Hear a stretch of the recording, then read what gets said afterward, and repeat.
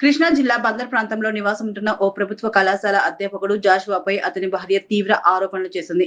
అవనిగడ్డ ప్రభుత్వ కళాశాలలో లెక్చరర్ గా పనిచేస్తున్న జాషువా ఉద్యోగాలు ఇప్పిస్తానంటూ మహిళలను లోబర్చుకుంటున్నాడని భార్య ఆరోపించింది. గత కొంతకాలంగా భార్యాభర్తల మధ్య విభేదాలు తలెత్తడంతో దూరంగా ఉంటున్నారు. ఈ నేపథ్యంలో బందర్ ప్రాంతంలో అద్దె ఇంట్లో నివాసం ఉంటున్న జాషువా వ్యవహారంపై భార్య బహిరంగంగా ఆరోపణలు స్థానికంగా చర్చనీయాంశమైంది.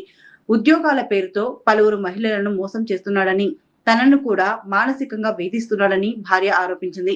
ఈ వ్యవహారంపై సంబంధిత అధికారులకు ఫిర్యాదు చేసింది. అయితే భార్య చేస్తున్న ఆరోపణలపై పూర్తి విచారణ చేపట్టనున్నారు.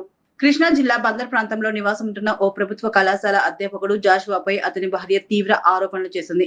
అవనిగడ్డ ప్రభుత్వ కళాశాలలో లెక్చరర్ గా పనిచేస్తున్న జాషువా ఉద్యోగాలు ఇప్పిస్తానంటూ మహిళలను లోబర్చుకుంటున్నాడని భార్య ఆరోపించింది. గత కొంతకాలంగా భార్యాభర్తల మధ్య విభేదాలు తలెత్తడంతో దూరంగా ఉంటున్నారు.